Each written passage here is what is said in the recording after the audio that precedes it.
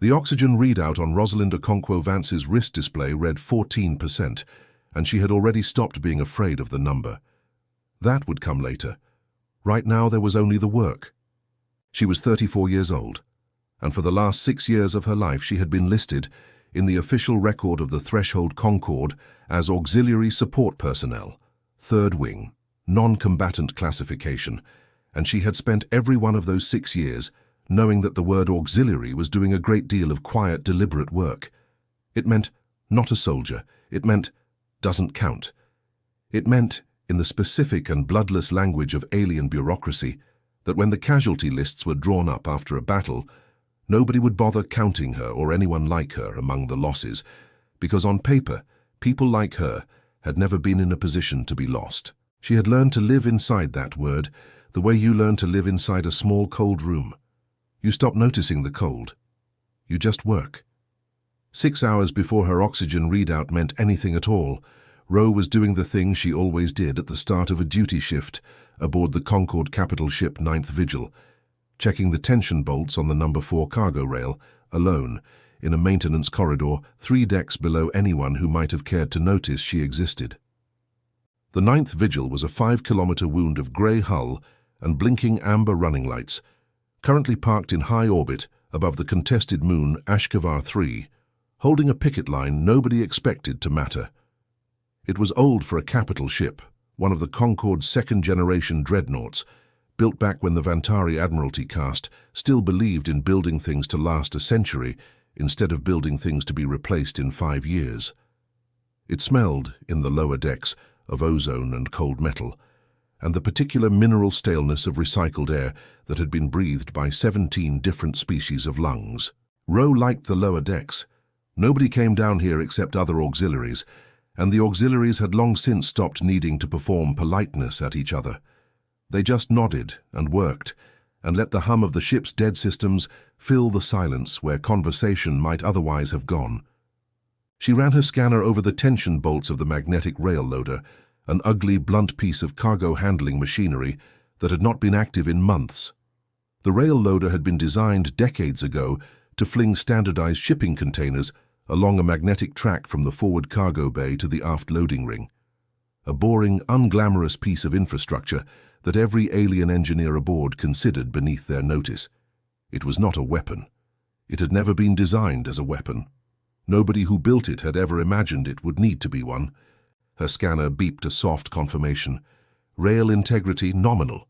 She logged it the same way she'd logged it every shift for 8 months and moved on toward the aft ring, because that was the job, and the job was the only thing that had ever made the room feel less cold. She did not know yet that in less than a day, she would be standing in this exact corridor with a fire axe in one hand and half a lungful of vacuum-thinned air, turning this same tension bolt with fingers she could no longer entirely feel, because the rail loader was about to become the only thing standing between 40 stranded lives and a Kryvex boarding party that had orders to leave no witnesses. The Ninth Vigil's schematics, filed decades ago and updated only in the driest, most utilitarian fashion since, described the rail loader system in a single flat line.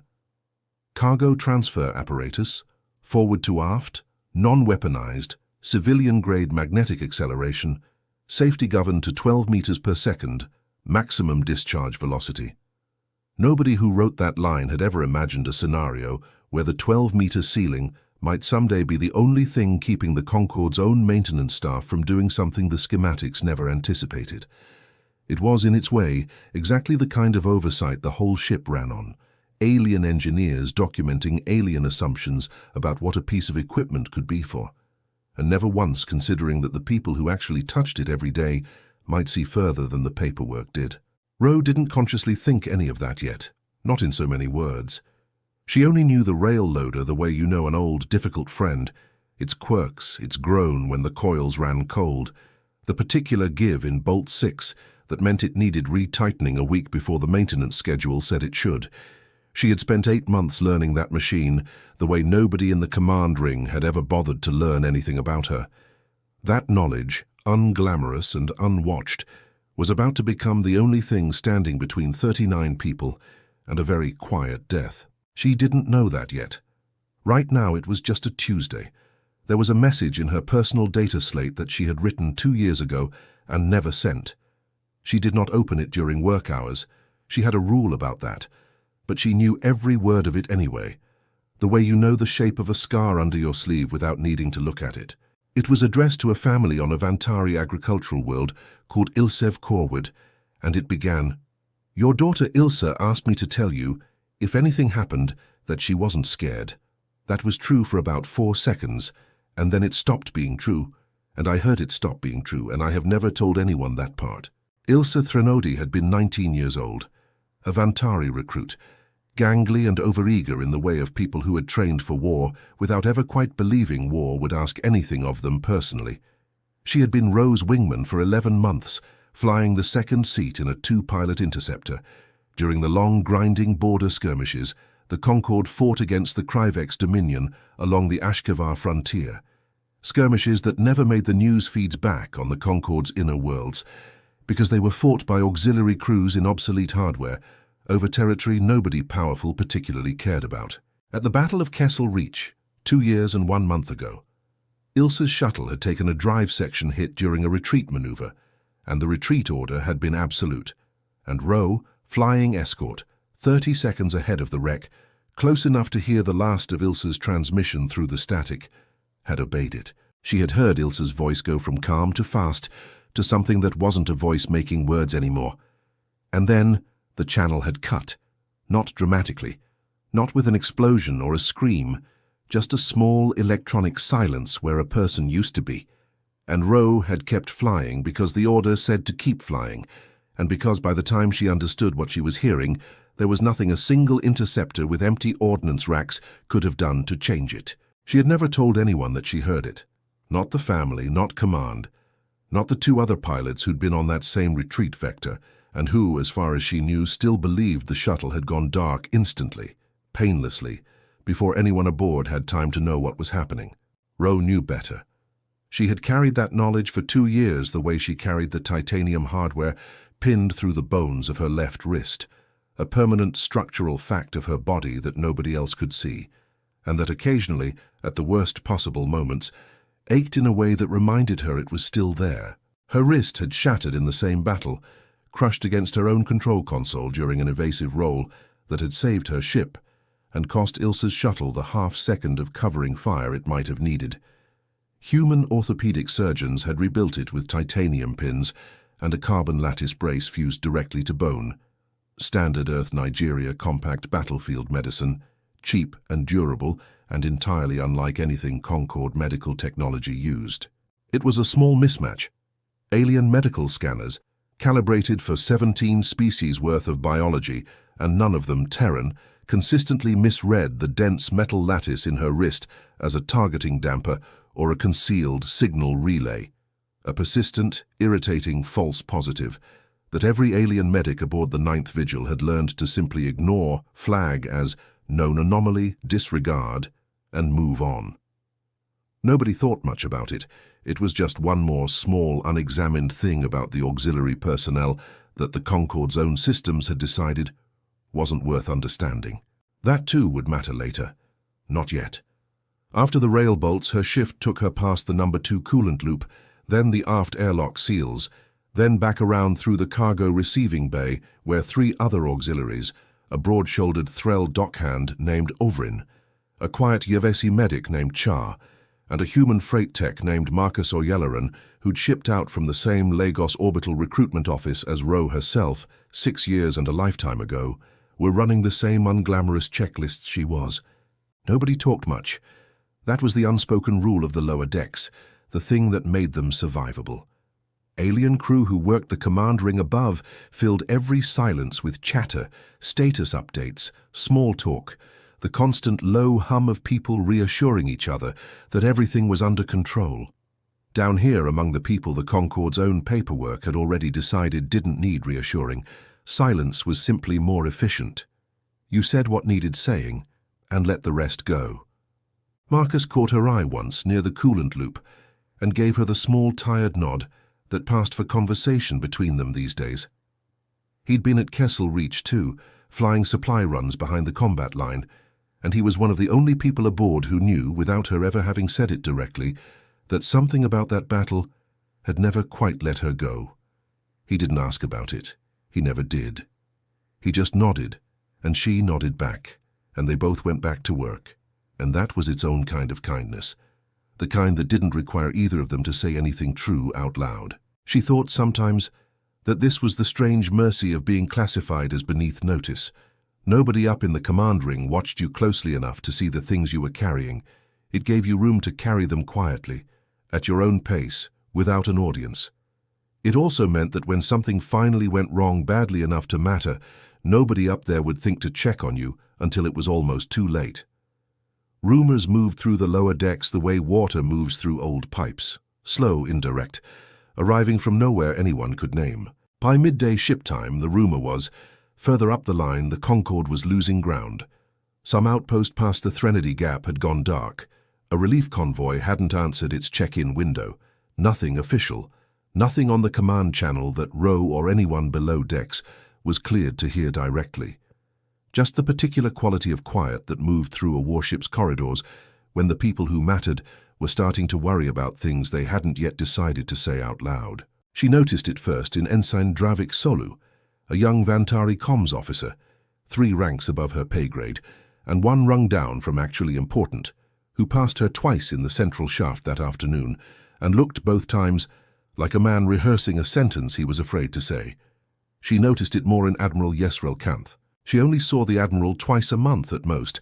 On the rare occasions her duties took her up to the command ring to certify cargo handling systems before a supply transfer. But she saw him today, through the open hatch of the officer's observation lounge, standing alone at the viewport with his hands clasped behind the small of his back, murmuring something to himself in the low, formal Vantari registered used for command announcements. She caught only a fragment of it as she passed, and so with regret, but with the safety of the Concord as our sole concern, I am ordering the immediate. He stopped himself before finishing the sentence, glanced sideways, saw her in the corridor, and straightened with the particular embarrassed stiffness of a man caught doing something private. Auxiliary, he said, not unkindly.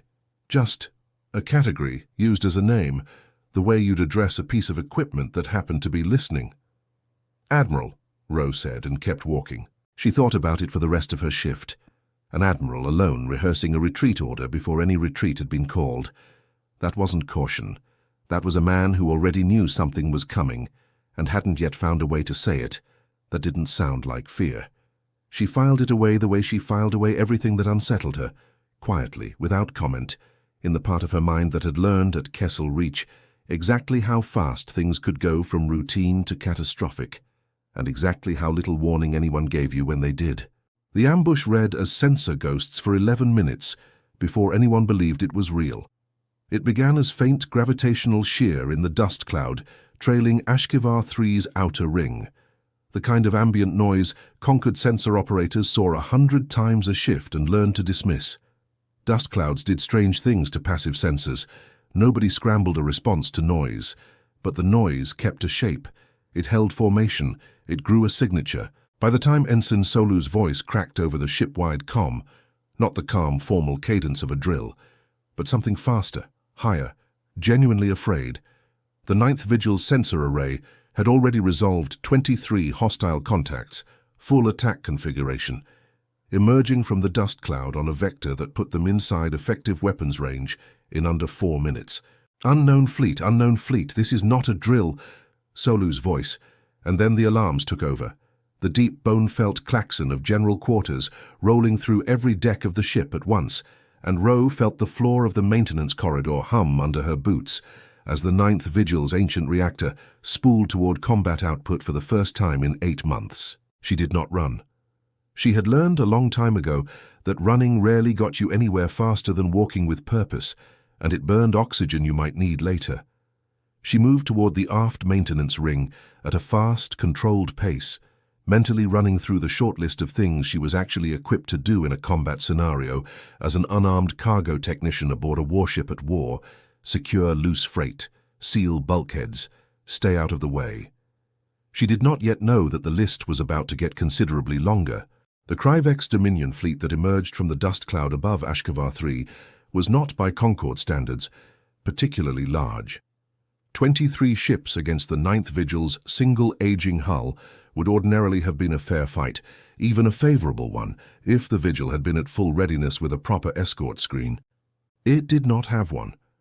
The Ninth Vigil had been holding a picket line alone on the assumption, correct until today, that the Kryvex Dominion, an opportunistic raider culture that had spent a generation testing the edges of Concord territory for weakness, would not commit a real strike force against a capital ship without better odds.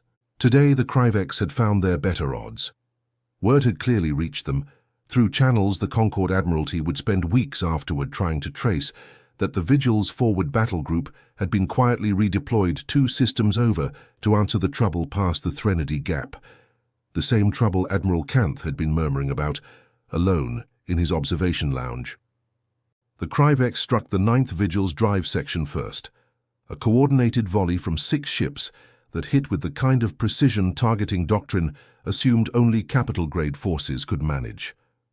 Concord targeting philosophy, refined over 3 centuries of engagements against symmetrical, telegraphed opponents who committed to formations and held them, had never quite learned to model an enemy that struck with deliberately unpredictable, resource-improvised patterns.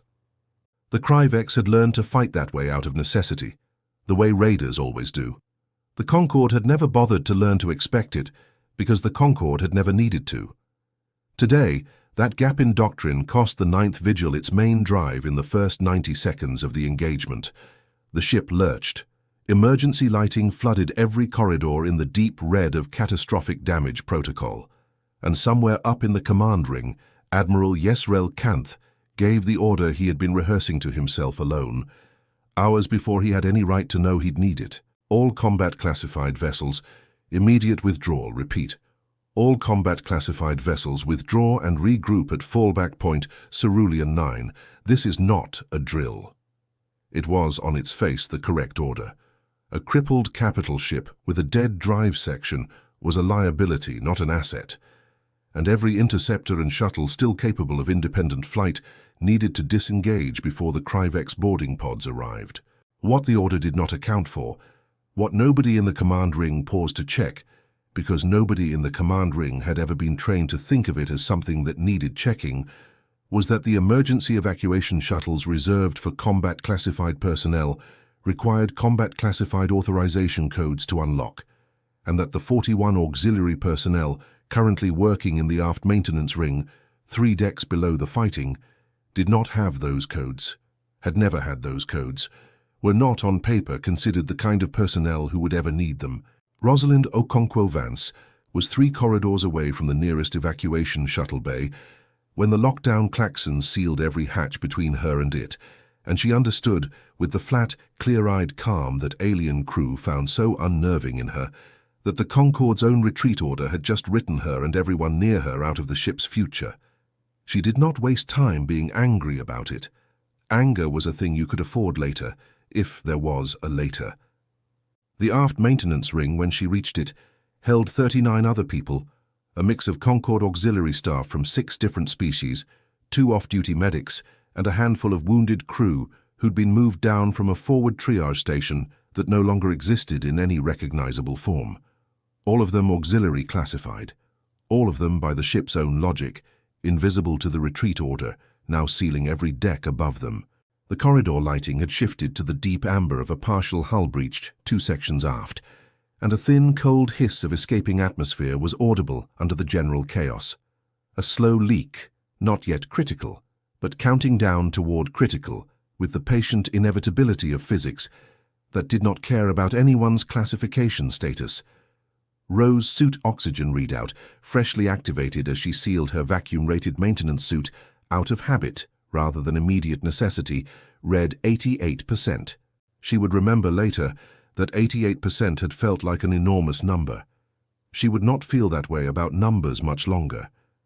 The conduit, she said, to a young engineering tech named Persu, who was staring at the sealed hatch to the shuttle bay with the particular stillness of someone whose mind had simply stopped generating next steps. Cargo conduit 4. It vents into the same handling bay as the aft airlock. It's not rated for personnel transit, but it's pressurized and it's not locked down because nobody thought to lock down a cargo route. Persu blinked at her. That's not an evacuation route. No, Ro agreed. It's a way to not die in the next 20 minutes while we figure out an evacuation route. She was already moving toward the conduit hatch, working the manual release with her good hand, while her left wrist, the titanium-pinned one, throbbed a dull, familiar warning against the effort. She did not favor it. She had long ago learned that favoring it only slowed her down, and slow was a thing she could not afford to be. The conduit was a narrow, function-first tunnel of exposed piping and cable conduit, built to let maintenance drones service the ship's cargo systems without needing full-sized corridors. It smelled of machine oil and recycled coolant, and it was, against every design intention of the engineers who'd built it, still fully pressurized, because nobody had bothered documenting it as a route worth defending, and so nobody had bothered sealing it either. She rerouted the emergency oxygen feed from a ruptured line 2 junctions back, a rough improvised patch job done with a coolant clamp and a strip of hull tape, buying the ring of stranded personnel perhaps another hour of breathable air beyond what their suits alone could manage. It was not a solution. It was time. Right now, time was the only currency she had, and she intended to spend it as carefully as she'd ever spent anything in her life. Somewhere in a salvage locker off the main conduit junction, she found a decommissioned cargo handling drone, its propulsion thruster still intact, though its logic core had long since been stripped for parts. She pulled the thruster free with the flat, unhurried efficiency of someone who had spent years fixing things nobody else wanted to look at, and began strapping it to the exterior mounting rail of her vacuum suit. It was not elegant. It was not rated for this. It would, if she was extremely lucky, give her perhaps 90 seconds of directional thrust in a vacuum environment, enough to cross a depressurized gap that would otherwise be impossible on foot. She did not know yet exactly what she would need it for. She only knew with the flat certainty that had kept her alive at Kessel Reach and every day since, that a warship full of people who had decided you didn't exist was not a place where you could afford to be unprepared. It took 4 hours for the stranded auxiliaries of the aft maintenance ring to understand 2 things clearly. The first was that the Kryvex boarding assault had begun in earnest, and that Concord Command, having withdrawn every combat classified vessel it could account for, believed the aft sections of the Ninth Vigil to be empty of anyone who mattered. The second was that the Kryvex boarding teams believed exactly the same thing. Ro heard the first Kryvex transmission secondhand, relayed through a salvaged comm unit Persu had rigged from spare parts. A rough, contemptuous voice, translated a half-second late by the unit's basic linguistic processor, addressing what its sensors read as an undefended cargo deck. Support sector confirmed. No combat signatures detected. Proceed to strip valuable cargo and terminate any organics encountered. This will not require caution. Ro listened to it twice. Then she looked at the 39 people around her, engineers, medics, wounded crew, all of them written off twice now, once by their own command and once by the enemy currently boarding their ship, and she made a decision that would have gotten her formally reprimanded by any Concord officer who happened to witness it. "They're wrong," she said quietly to the group at large, "about the caution part." She led them back toward the dead magnetic rail loader. The rail loader had never fired anything faster than a standard cargo container at a controlled, gentle velocity suitable for stacking freight in a receiving bay. It had a magnetic acceleration track 80 meters long, a loading clamp designed for containers weighing several hundred kilograms, and absolutely nothing in its design specification that resembled a weapon of any kind. Ro had spent 8 months maintaining its tension bolts. She knew, with the specific, unglamorous intimacy of someone who has actually done the boring maintenance work, rather than merely reading the schematics, exactly how much more acceleration the track could deliver if you stripped the safety governors and let the magnetic field run past its rated ceiling. It could deliver a great deal more. Enough, in fact, to turn a standard cargo container, or with slightly more preparation, a loose scattering of dense salvage debris, into a kinetic weapon capable of doing serious structural damage to anything without heavy plating directly in its path. The Kryvex boarding pods were not heavily plated. They were fast, cheap, disposable assault craft, built by a raider culture that valued speed and volume of attack over individual survivability. A boarding pod that took a direct hit from an 80-meter magnetic rail accelerating a half-ton of scrap metal debris would not survive the encounter. It took Rowe and 4 engineering techs 90 minutes to strip the rail loader's safety governors, jury-rig a manual targeting solution using a salvaged optical sensor from the same dead cargo drone she'd cannibalized for her thruster, and load the track with every loose piece of dense salvage debris the aft cargo bay could provide. It took the first Kryvex boarding pod that entered the range of the modified rail loader considerably less time than that to discover the mistake in its threat assessment. The boarding pod's contemptuous transmission had promised no caution would be required. The boarding pod did not survive long enough to issue a correction. Rowe fired the rail loader herself, standing at the crude optical targeting rig, with her jury-rigged suit thruster still strapped to her back, and her titanium-pinned wrist screaming a dull ache with every adjustment she made to the manual aiming yoke. The magnetic track hummed, then shrieked, a sound the rail loader had never been designed to make, and flung its improvised payload of scrap debris down the 80-meter accelerator track and directly into the hull of a Kryvex boarding pod that had 90 seconds earlier been fully confident it faced no resistance at all. The impact tore the pod open along its dorsal seam. Whatever remained of its 2-person crew did not survive the sudden violent decompression that followed. For a long moment, the aft cargo bay was silent except for the receding hum of the rail loader's overtaxed magnetic coils and the ragged breathing of 39 people who had just watched an unarmed cargo technician turn a piece of shipping infrastructure into the reason they might, possibly, survive the next hour. Overin, the broad-shouldered Threll dockhand, was the first to speak. "That's not possible," he said, staring at the ruined boarding pod visible through the cargo bay's forward viewport, its hull venting a slow spiral of debris and frozen atmosphere into the dark. "That system isn't rated for—" "I know what it's rated for," Rowe said. "I've been maintaining it for 8 months. Rated and capable aren't the same thing." She was already resetting the manual targeting yoke, her voice flat, unhurried, the same tone she'd have used discussing a supply manifest. "Reload the track. We won't get a second lucky shot unless we make it deliberate." Marcus and Char were already moving, dragging loose salvage debris toward the loading clamp, with the fast, wordless coordination of people who had spent years working cargo lines together and had never needed more than a glance to communicate what came next. It struck Rowe distantly that this was the strangest kind of competence. 39 people who had spent their careers being told their skills didn't matter in a fight, discovering in real time that the skills had simply never been asked the right question before. Then the second boarding pod arrived, and the ambush stopped being a single lucky shot and became a battle. What followed, over the next hour and 40 minutes, was not, by any Concord military doctrine, a real engagement. It had no formal tactical structure. It was fought with a fire axe pulled from an emergency locker, a coolant transfer line repurposed as an improvised garrote and tether, a jury-rigged suit thruster, and an 80-meter magnetic rail loader firing loose scrap metal at anything that came within its narrow field of fire. It was fought, on the human and allied auxiliary side, by people who had spent their entire careers being told, in the specific bloodless language of a 17-species coalition's bureaucracy, that they did not count. The Kryvex boarding teams, expecting an undefended support deck, walked into a series of ambushes built from whatever the aft maintenance ring had on hand.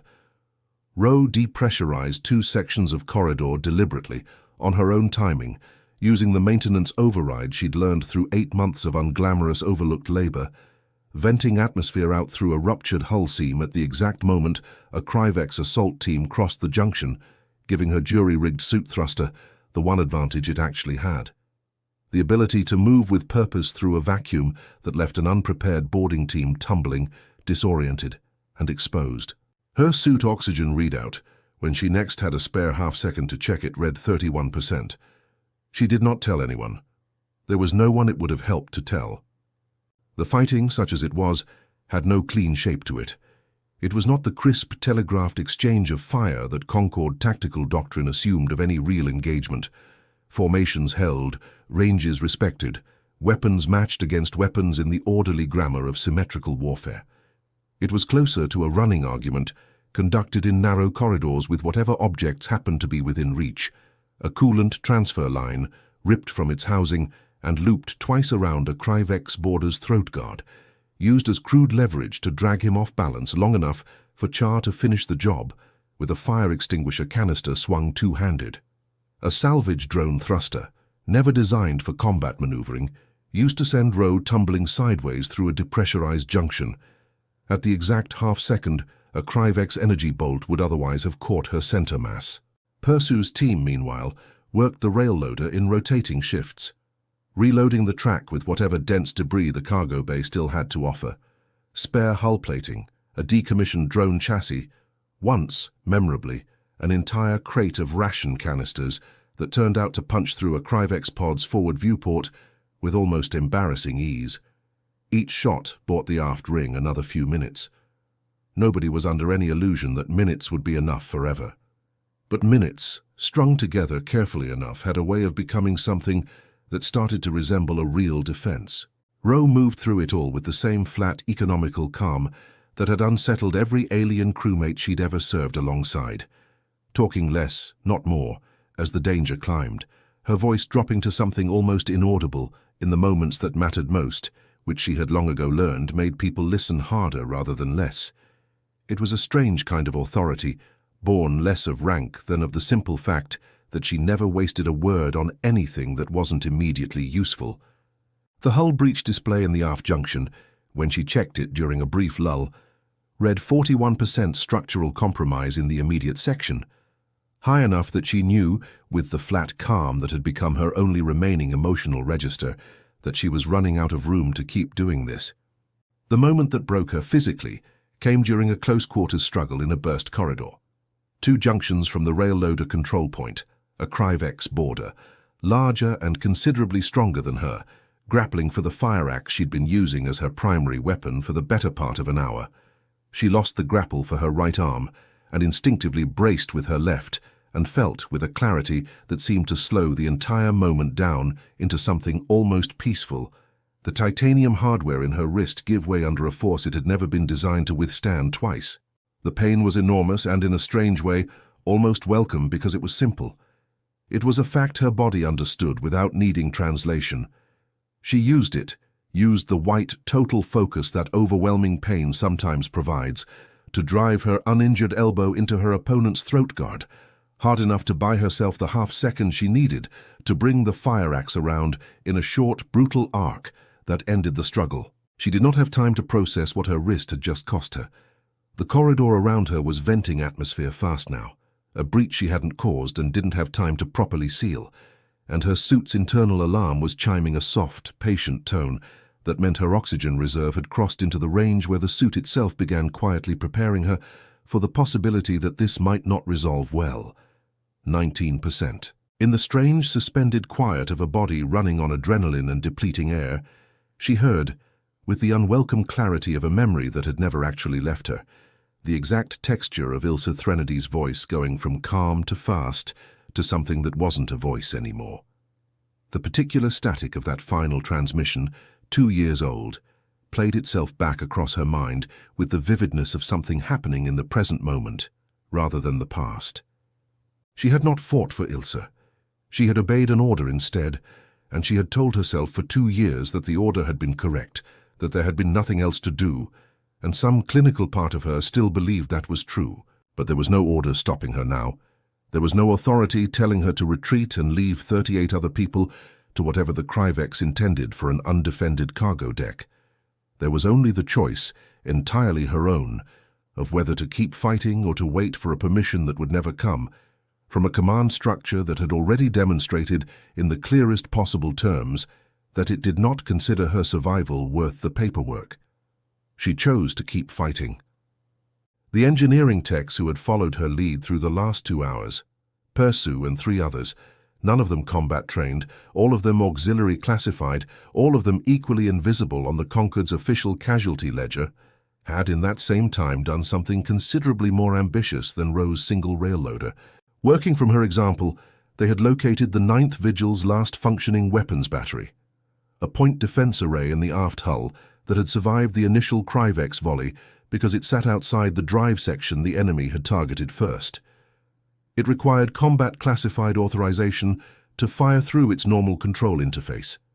It did not require authorization to fire through the manual override panel meant for battle damage emergency use, a fact the Concord's own engineering manuals documented in a footnote nobody outside auxiliary maintenance crews had ever bothered to read. Persu had read it. Persu and the 3 techs working with him rerouted the point defense array's targeting solution using the same crude optical sensor trick Ro had improvised for the rail loader, and brought the Ninth Vigil's last active weapons system online at the exact moment the Kryvex flagship moved its boarding craft into close formation for a second, larger assault wave. The barrage that followed was not elegant. It was not by any measure a properly executed tactical strike. It was an unauthorized, improvised, desperate volley fired by people who had never been trained to fire anything, using a targeting solution assembled from spare parts and stubbornness. It hit the Kryvex flagship's boarding craft bay directly, catastrophically, at the precise moment the bay stood at maximum capacity, and it broke, in a single devastating stroke, the entire momentum of the Kryvex assault. Ro was 30 meters from the rail loader control point, moving on a suit oxygen reserve that had just crossed into single digits when the Kryvex retreat began. Their remaining boarding pods disengaging, their flagship's return fire growing sporadic and uncoordinated as its command structure absorbed the sudden loss of its entire boarding capacity. She did not have the air left to process it as victory. She had, at that point, roughly enough clarity left to do one more thing, and she chose without hesitation to do it. She keyed the private channel to her data slate, the one that had held an unsent message for 2 years, and transmitted it, not edited, not softened, exactly as she had written it the week after Kessel Reach, static and all, addressed to a family on a Vantari agricultural world who had spent 2 years believing their daughter had died, without knowing what was happening to her. Your daughter Ilsa asked me to tell you, if anything happened, that she wasn't scared. That was true for about 4 seconds, and then it stopped being true, and I heard it stop being true, and I have never told anyone that part. I'm telling you now because I don't know if I'll get another chance, and because you deserve to know the truth 2 years ago, and I was too much of a coward to give it to you. She loved flying with me. I loved flying with her. I am sorry it took me this long, and I am sorry it took almost dying myself to finally say it. She sent it not expecting to survive long enough to send anything else. Her oxygen readout read 4% when the rescue lights finally swept across the breached corridor. Concord rescue ships arrived at the Ninth Vigil 11 minutes after the Kryvex flagship broke formation and withdrew, drawn, as the after-action report would later somewhat awkwardly phrase it, by unexplained organized resistance originating from a sector logged as containing 0 combat personnel. Ro was pulled from the breached corridor with a suit oxygen reserve of 2%, a shattered wrist re-injured beyond what the original titanium hardware could support, and a flat, exhausted calm that the rescue medics initially mistook for shock. It was not shock. She was simply too tired in that moment to feel anything larger than the specific relief of air that did not taste like the inside of a failing suit. 31 of the original 41 stranded auxiliary personnel survived. Persu and his 3 engineering techs were among them, along with the improvised weapons logs their jury-rigged targeting solution had left behind. Logs that Concord Command would spend the following week reviewing with an increasingly uncomfortable, increasingly undeniable realization. The review, when it happened, was not framed as a commendation. It was framed, at least initially, as a disciplinary matter. Ro stood before a small tribunal of the Vantari Admiralty caste 4 days after the battle, her wrist in a temporary Concord issue brace that misread her titanium hardware exactly as badly as the original scanners had, charged, in the specific and faintly absurd language of Concord military law, with unauthorized combat action by personnel formally classified as non-combatant. Admiral Yezreel Kanth sat at the center of the tribunal panel, visibly uncomfortable with the entire proceeding, and Ro understood, watching him, that some part of him already knew how badly this was going to go for the institution he represented. "You are aware," said the presiding officer, a severe, silver-scaled Vantari elder named Threl Isvath, that auxiliary personnel are prohibited from engaging in direct combat action under any circumstances. Your file indicates you not only engaged directly, but organized and directed unauthorized combat operations involving multiple ship systems never certified for weapons use. I'm aware, Ro said. Do you have anything to say in your defense? Ro was quiet for a moment. It was, her wingmates had once observed, a habit that unnerved alien crew. The way she talked less, the more the stakes rose, when every alien officer they'd ever served with seemed to talk more, faster, louder, the more dangerous a moment became. The only reason anyone on that deck is alive, she said finally, flat and clear and entirely without heat, is that your own paperwork forgot we were people. Your retreat order locked us behind doors we weren't authorized to open, using codes we were never given, because your classification system decided decades ago that people like me couldn't be trusted with the responsibility of surviving a battle on our own terms. And then, when the Kryvex boarded expecting no resistance from a support deck, they found out, the hard way, exactly how wrong that classification was. She let that sit for a moment before continuing. You can discipline me for using a cargo rail loader as a weapon. You can discipline Persu and his team for firing a point defense battery they weren't authorized to touch. But the mistake that put 39 people in that position in the first place wasn't ours. It was yours. And it will keep happening. To us, to whoever comes after us, until someone in this room actually fixes it. The tribunal chamber was silent for a long moment. Review the sensor logs from the aft ring, she added, quieter now. Organized, effective, coordinated combat action, originating from a sector your own records list as containing 0 combat personnel. That's not a discrepancy you can discipline away. That's just what happens when you stop counting people as people. It took the Concord Admiralty 3 weeks, several closed-door sessions, and, according to rumors that reached the lower decks through the same slow, indirect channels as everything else, no small amount of internal argument to formally reclassify human auxiliary personnel serving aboard Concord vessels. The new designation was clumsy, bureaucratic, and entirely inadequate to the scale of what it was meant to acknowledge. A revised operational category permitting combat authorization for auxiliary classified personnel under emergency conditions, with expanded equipment access and revised casualty accounting protocols, to ensure, in the dry language of the amendment, that all personnel physically present aboard a vessel during hostile engagement shall be included in tactical and casualty assessments, regardless of formal duty classification. It was not an apology. The Concord Admiralty cast, Rose suspected, would go to its grave before it issued anything so direct as an apology. But it was, in its clumsy, bureaucratic way, the closest thing to an acknowledgement that people like her had ever received, a quiet, grudging admission that the paperwork had been wrong, and that the paperwork was now, finally, being fixed. She read the amendment twice in her small quarters aboard a different ship. The Ninth Vigil, gutted and unsalvageable, had been decommissioned and towed to a scrapyard orbit 3 weeks prior, and felt something in her chest loosen slightly, for the first time in longer than she could easily remember. Then she opened her data slate and drafted a second message to the family on Ilsif Corward.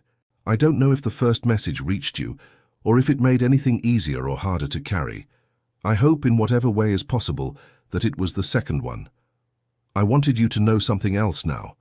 The Concord has changed how it counts people like Ilsa and me. It won't undo what happened. It won't bring her back, and it won't make up for 2 years of silence I should never have kept. But it means the next person who serves the way she served, the way I served, won't be invisible on the day it matters most. She helped make that happen, even if she never knew it. I think she would have wanted that more than she wanted an apology. I know I do. She paused, her thumb hovering over the transmit control, and added one final line. Quiet, unhurried, carrying the entire weight of 2 years in a handful of words. Ilsa, if you can somehow still hear this, I fought this time. I wish I had. That time too. She sent it, and for the first time since Kessel Reach, she let herself simply breathe, without counting anything down at all. End.